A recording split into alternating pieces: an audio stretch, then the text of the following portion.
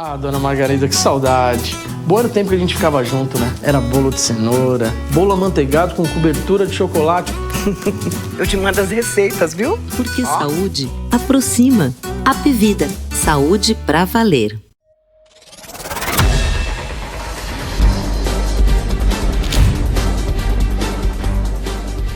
E você, querido leitor, querida leitora do Portal do Holanda, eis-me aqui de volta, graças a Deus, para continuar com este ciclo virtuoso, né?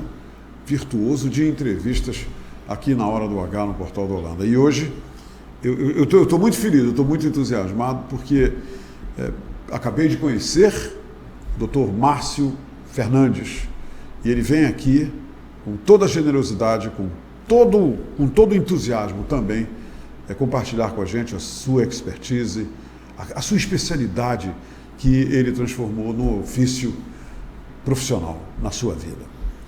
E o Dr. Márcio vem falar com a gente sobre uma grande sacada, eu considero uma grande sacada, que é o projeto Julho Verde. Ele vai explicar para a gente que projeto é esse, mas antes eu quero dizer que eu estou muito contente porque ele me deu uma grande notícia aqui ao chegar no estúdio de entrevista do programa A Hora do H. É que há 3 semanas ele está de volta, atuando na Fundação SECOM. Sabe por que eu digo isso? Porque a presença dele aqui é traduzida para mim como muito alvissareira para muita gente que pode ter a sua vida mudada para melhor, sua vida salva, devido aos conhecimentos que ele vai compartilhar com a gente. E saber que ele está lá na Fundação SECOM, integrando uma equipe multidisciplinar de grandes especialistas na Amazônia. Um único local, um único centro de excelência oncológico em toda a Amazônia. E saber que ele está lá, isso é gratificante para mim e me alegra muito. Me alegra muito, porque pessoas de todo o Amazonas, de alguns estados da região norte, pessoas de toda Manaus, só tem um lugar para se dirigir para tratar quando o assunto são os cânceres, que é justamente a Fundação SECOM. Minha gente, é o seguinte, o dia 27 de julho é o Dia Mundial de Prevenção do Câncer de Cabeça e Pescoço. O Dr. Márcio é um médico cirurgião geral e médico oncológico especialista em cabeça e pescoço. E justamente esse dia, 27 de julho, é o Dia Mundial de Prevenção do Câncer de Cabeça e Pescoço. Uma matéria pouco conhecida, muito pouco conhecida por muita gente. E que a partir de hoje, graças a Deus, devido à conversa que eu vou ter com ele, vai se tornar muito mais conhecida, como deve ser. E esse dia é o dia que coroa a campanha do Julho Verde. E trata-se de uma campanha que visa informar sobre o câncer de cabeça e pescoço, falando de promoção de saúde, prevenção, diagnóstico, tratamento e reabilitação. É isso que será tratado aqui pelo Dr. Márcio Fernandes. Preste muita atenção nessa entrevista. Eu rogo a você que nos dê toda a atenção, porque pode ser muito importante para você as revelações que ele vai fazer a partir de agora. Dr. Márcio Fernandes, primeiro eu vou logo dizer para todo mundo saber que foi um prazer imenso conhecer o senhor, é um privilégio tê-lo aqui no nosso estúdio e dizer para o senhor que muito me alegra poder entrevistá-lo. Seja muito bem-vindo. Obrigado. Em primeiro lugar, eu queria agradecer, como eu havia falado contigo, a possibilidade de falar sobre o câncer de cabeça e pescoço e a importância. Eu estava falando há pouco com Humberto sobre que o câncer de cabeça e pescoço, apesar de ser o 5º mais incidente hoje no Brasil, quinto mais incidente, o INCA projeta a possibilidade de 40 mil novos casos só agora, em 2021. Durante o ano de 2021. Durante o ano, com a possibilidade de 10 mil óbitos. Então é uma quantidade significativa de pessoas que vão ter esse câncer de cabeça e pescoço e que vão morrer por essa doença. E o pior é que os fatores de risco relacionados ao câncer de cabeça e pescoço são extremamente bem delimitados e configurados e altamente evitáveis. Isso torna que as informações que nós temos de que os pacientes de cabeça e pescoço que chegam no nosso atendimento em 70% dos casos, chegam com uma doença avançada, de um problema que poderia ser prevenido com a informação. Se e, tivesse lógico, tratado na prevenção. E evitar os fatores de risco. Porque quando é uma doença que você não consegue prevenir, se você consegue diagnosticar no estágio precoce, você tem um ganho absurdo. Se o paciente chega em estágio avançado, eu curo ele em 40% das vezes. Se ele chega no estágio precoce, eu curo ele em 90% das vezes. Então a diferença é fundamental. E a informação, nesse sentido, vale ouro. Doutor Márcio, prevenção é tudo, seja lá qual for a doença? Sim, mas quando a gente fala de cabeça e pescoço, isso é muito importante, porque os fatores de risco, eles já são bem conhecidos e já são bem provados a relação deles em relação ao câncer.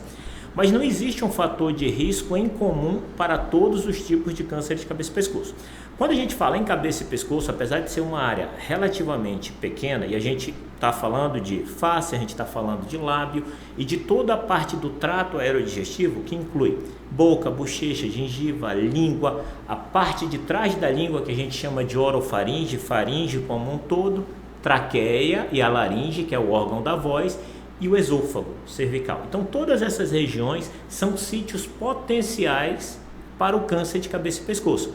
E claro que para cada tipo de câncer existe um fator de risco associado a esse fator. Mas o principal fator de risco, Humberto, é o tabagismo. Principalmente pessoas que fumam. Viciadas em cigarro. Isso. E as pessoas que fumam e bebem, o álcool ele serve como um fator indutor e potencializador do malefício do cigarro. E isso aumenta em até 20 vezes o malefício que o cigarro sozinho já causaria ao paciente tabagista. Doutor Márcio, me diga uma coisa. Existe uma idade para esse tipo de câncer que as pessoas precisam, a partir de então, já se preocupar? E a outra coisa que eu gostaria de lhe perguntar logo, de saída, quais são os primeiros sinais que o corpo dá quando uma pessoa pode estar lá na laringe, no ouvido, no pescoço, na boca, nos lábios? Quais são os sinais iniciais que as pessoas devem imediatamente dizer: ei, eu preciso falar com o Dr. Márcio? Excelente pergunta. Quando a gente fala de sintomas, os principais, e como eu havia te falado, o principal é tentar descobrir isso de forma precoce, né? Então, falando da face, na pele, uma ferida que não cicatriza, ou uma mancha, um sinal que você já tem ele na face, que ele começa a mudar o formato, fica irregular, muda a coloração, é um dado suspeito que você precisa avaliar se não está se transformando num câncer de pele. Aquelas feridas de lábio. E nada disso dói, doutor? Por exemplo, uma ferida dessa que muda de cor, dói? Muito difícil. Difícil. As lesões que são mais dolorosas, Humberto, são as que acontecem tanto na cavidade oral quanto na região da orofaringe. Essas tendem a causar um pouco mais de dor logo no início. Causam dor, então. Dor, porque uma simples afta causa dor. Sim. E na realidade, quando você começa com um câncer de boca, você começa com uma ferida simples, e que essa ferida, na maioria das vezes, vai ser traduzida como uma afta. Até a busca desse paciente no pronto-socorro, aquela avaliação inicial rápida, nos primeiros 7 dias daquela ferida, vai ser tratada como uma afta. Mas essa lesão ela não vai regredir. E passam-se os... Em outras palavras, ela não sara. Ela não sara e a piora dela é progressiva. Ela não existe. E pode ser uma piora rápida, doutor, ou ela é lenta? Algumas situações, dependendo do tipo de câncer, porque existem cânceres que, mesmo ele sendo maligno, ele tem um grau de progressão mais avançado, consequentemente ele é muito mais agressivo, e outros com um padrão de crescimento mais lento. Mas todos eles assumem essa forma de progressão da doença. Você não tem o aparecimento de uma ferida que melhora, ela só piora. E tanto é que o indicado... A ferida, então, é o primeiro sinal, né, doutor? A ferida é o início de tudo. Principalmente, quando a gente fala de câncer de cavidade oral. Mas existem algumas situações que o primeiro sinal não vai ser a ferida na boca, e sim um gânglio no pescoço. Uhum. Porque nosso pescoço ele tem muitos gânglios. Que era a famosa íngua que a gente falava muito na infância. Sim. E esses gânglios, eles são a principal porta de resposta ao câncer do sítio da cabeça e pescoço. E eles crescem por essas células eles virem tufam, doutor, exatamente, ficam grandes aqui. como metástase. E às vezes eles surgem antes de Como um se fosse sinal. um inchaço, doutor? Exatamente. Fica um inchaço. Exatamente. E às vezes eles... Em qual é a área? Essa área aqui, doutor? Principalmente essa região superior do pescoço. Aqui. Isso Aqui quando, nessa área. exatamente. Quando a gente fala dos sítios de cabeça e pescoço como um todo. É lógico que se você tem um gânglio linfonodo nessa região da parte superior da clavícula, você também tem uma possibilidade de ter câncer, principalmente do lado esquerdo relacionado a outros sítios, como o tórax e abdômen. Mas quando a gente fala... Você pode tufar aqui também. Exatamente, isso é uma doença relacionada ao estômago, não necessariamente pescoço. Entendo. Porque quando está mais relacionado ao pescoço, aos sítios do pescoço, a tendência é que esses linfonodos sejam mais dessa parte superior do pescoço. Aqui por baixo. Né, exatamente aí. Doutor, veja se o senhor, até que ponto o senhor nos dá uma tradução disso aqui. Eu conversei com o doutor Giuseppe Figliolo, né, que veio aqui falar sobre o câncer de testículo e ele falou uma coisa muito interessante. Humberto, homens, eu anotei isso aqui para trazer para o senhor, Sim.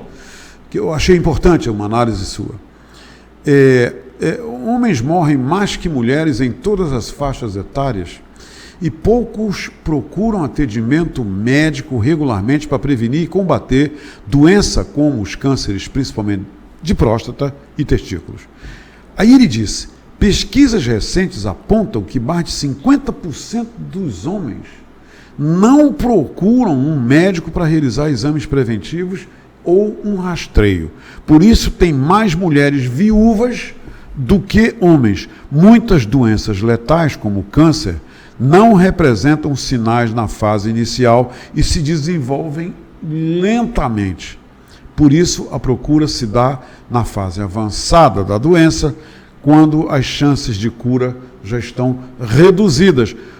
E então a minha pergunta para o senhor é, o que fazer, doutor, para mudar essa realidade? E o senhor concorda com o que disse o seu colega, o doutor Giuseppe Figliolo? Concordo. Tirando os números que eu desconheço, mas é uma verdade. Todo procedimento cirúrgico e tratamento no homem, quando você faz uma média, você sempre trata ele no estágio mais avançado do que na mulher. As mulheres, elas fazem mais prevenção, doutor? Muito mais.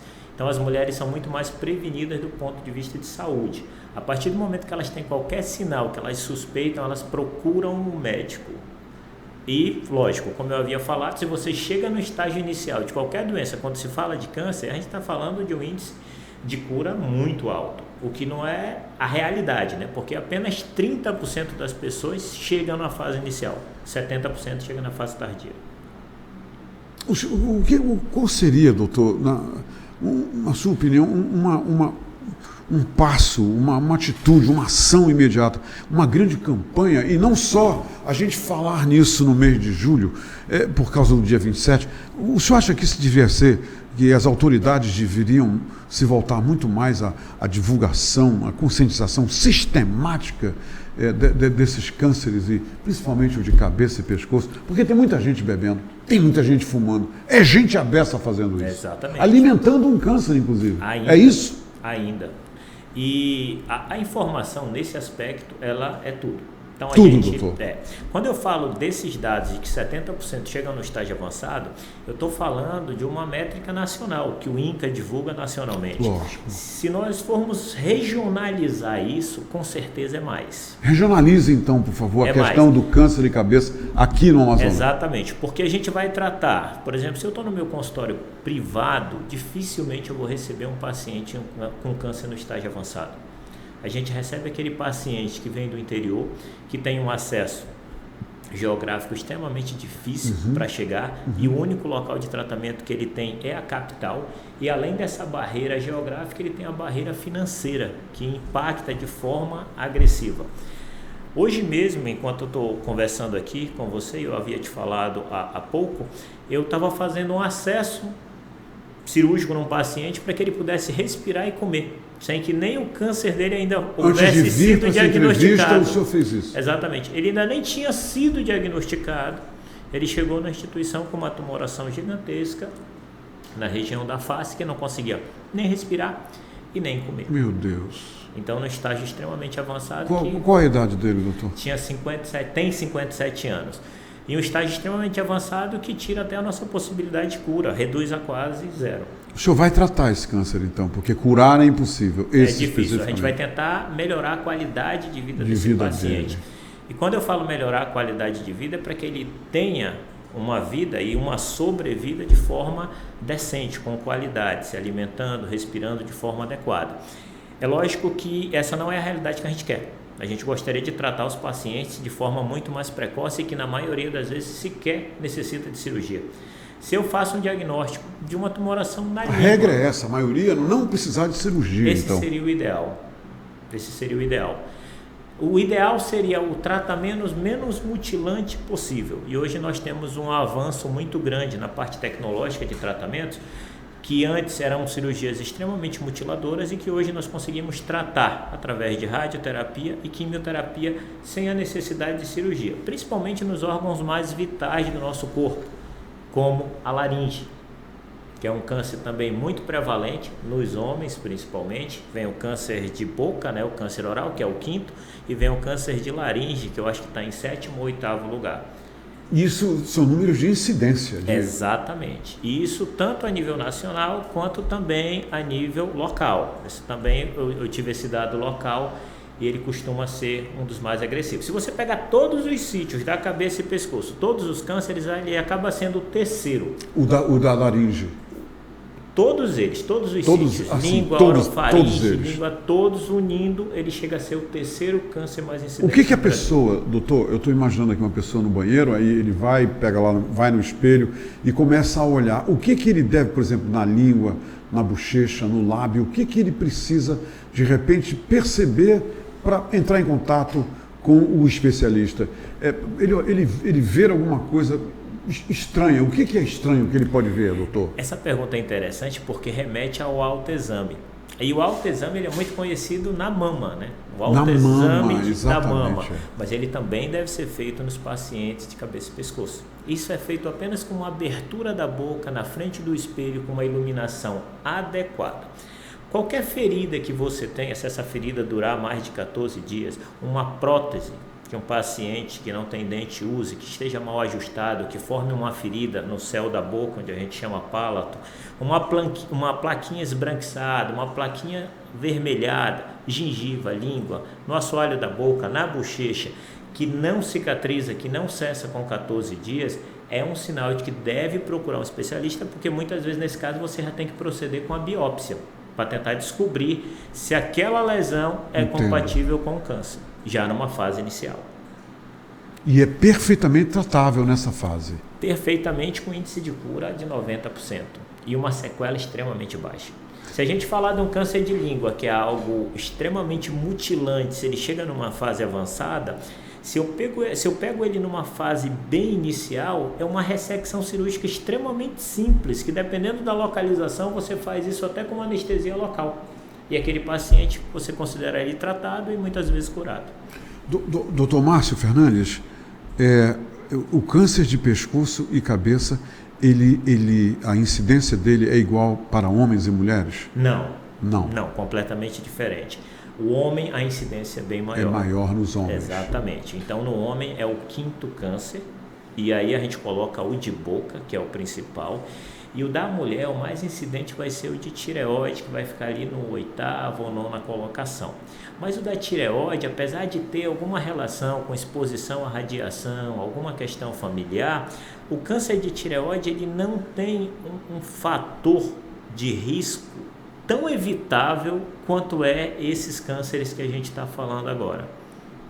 Apesar de ser muito incidente o câncer de tireoide, mas o índice de cura dele também é muito alto, mesmo nas fases mais avançadas. Se as pessoas quiserem falar com o senhor e perguntar e saber muito mais sobre o câncer de cabeça e pescoço, onde eles lhe encontram? O senhor tem, eu imagino, lógico, o senhor deve ter o seu consultório. Sim. Mas o senhor também atende na FCCOM. No FCCOM, com certeza. E o senhor opera na UFCCOM? O senhor atua a esse nível também? Sim, nós estamos operando lá também. E onde é o seu escritório? E que as outras pessoas que queiram fazer um exame preventivo com o senhor, onde eles lhe encontram? Atualmente eu estou atendendo aqui no edifício The Office, ali no Adrianópolis, e eu atuo... Esse The Office ali perto da Cefaz, é aquele?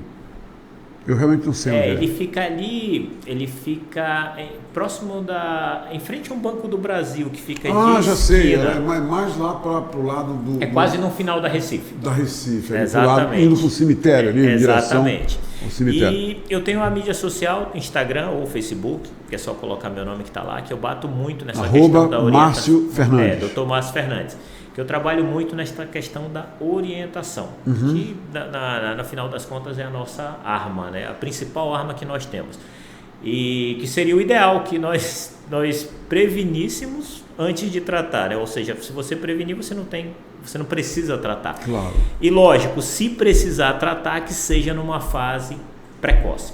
Uma outra coisa importante, Humberto, que eu queria falar, é que quando a gente fala de câncer de orofaringe, câncer de orofaringe é aquele que ocorre atrás da língua, tá? Lá nas amígdalas, onde o pessoal vê aquela sinetinha. Mais lá para dentro, onde tem a sineta, exatamente, né? Lá dentro. Da sineta para trás. A gente já considera... Invisível, então, né, doutor? Orofaringe, exatamente. O câncer de orofaringe, ele tem uma relação, lógico, com o tabagismo e com o etilismo.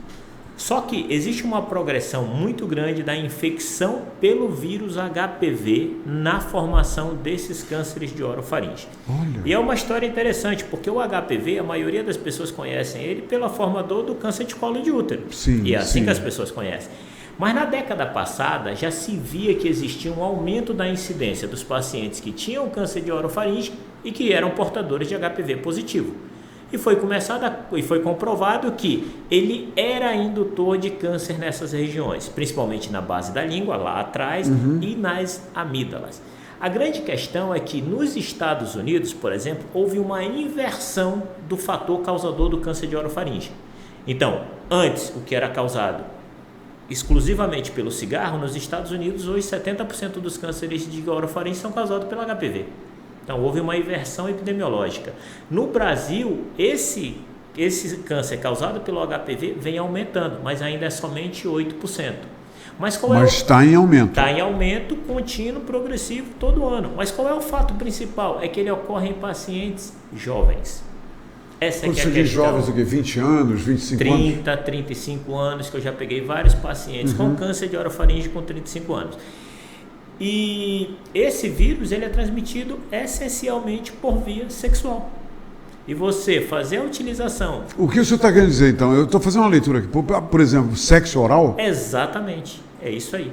Pessoas que praticam sexo oral estão sujeitas a infecção pelo HPV. Pelo HPV. E quando a gente fala da infecção pelo HPV, não quer dizer que algumas pessoas possam ter. Esse vírus, quando a gente fala de uma região metropolitana, vamos dizer no caso de Manaus, a chance das pessoas terem é de 50% da população ter a infecção. Esse índice, doutor? É alto. Mas isso não quer dizer que esse vírus esteja causando doença. Ele fica latente, ele fica quieto, às vezes o resto da vida é quieto, mas em algumas situações ele surge para causar doutor, a doença. Quando ele surge, a pessoa, há uma mudança no timbre da voz, a pessoa fica rouca, a pessoa fica com problemas de fala? A rouquidão é um sintoma extremamente importante para o câncer de laringe, Humberto. Só que o câncer de laringe ainda não tem uma relação direta com o HPV como tem o de orofaringe. Apesar de estarem estudando de forma massiva tentar essa relação tanto na parte da boca quanto da laringe, mas isso ainda não está 100% provado. Uma pessoa pode ficar rouca e ser considerado normal quantos dias? Assim, de repente, um resfriado, alguma coisa aconteceu? Quantos dias a rouquidão é considerada pelo especialista como normal? Passando de 2 semanas, Humberto, já deve procurar um especialista para avaliar. 2 semanas de rouquidão é sinal de alerta. 2 semanas e sempre naquela perspectiva que a gente fala, com piora progressiva e sem melhora. Porque o câncer, a progressão dele, ele é contínua, ele não cessa. Na hora que ele se estabelece ali, é para frente. Exatamente. E a rouquidão é um dos principais sintomas do câncer de laringe. Lógico, além daquele que eu falei sobre os gânglios, sobre dificuldade de engolir, a rouquidão dificuldade de engolir também pode gerar em estágios mais avançados e também dependendo do crescimento dele. Se o crescimento do câncer de laringe for mais para a região posterior da laringe, ele vai ter uma tendência maior a gerar dificuldade na hora de engolir. Mas o corpo ele é muito inteligente, porque mesmo que ele vá crescendo, ele vai se adaptando à forma de você deglutir sem que aquilo gere uma dor que lhe assuste. E aquele padrão de adaptação, já que ele não cresce de uma vez, ele vai crescendo... Isso é uma espécie de um combate do corpo. Exatamente. Já que ele vai crescendo de forma milimétrica, até a forma de deglutição você vai se adaptando. Então não é uma coisa tão rápida para você perceber, como é o caso da rouquidão, no caso do câncer de laringe. Dr. Márcio Fernandes, mais uma vez, prazer imenso conhecê-lo, prazer imenso, maior ainda entrevistá-lo. E eu tenho certeza que as suas informações, o que o senhor acaba de compartilhar com os leitores e leitoras do Portal do Holanda, com muita certeza. E eu não gosto de absolutismo, mas eu estou sendo bem absoluto aqui agora. Elas podem mudar a vida dessas pessoas. E as pessoas que... E isso aqui eu falo principalmente para os homens, minha gente. Se você detectou, se você identificou em você mesmo alguns dos sintomas, dos sinais que o Dr. Márcio Fernandes acaba de citar, fala com o especialista. Vá lá, salve a sua vida e viva mais e melhor, com qualidade de vida. Dr. Márcio Fernandes, muito obrigado. Obrigado, Alberto. Leve o meu respeito e o meu afeto e admiração por todos os integrantes daquela equipe fantástica lá na FCCom. Muito obrigado. Obrigado, doutor. Minha gente, por hoje é só. Amanhã, se Deus permitir, nós estaremos de volta. Ah, dona Margarida, que saudade. Bom era o tempo que a gente ficava junto, né? Era bolo de cenoura, bolo amanteigado com cobertura de chocolate. Eu te mando as receitas, viu? Porque saúde aproxima. Apvida, saúde pra valer.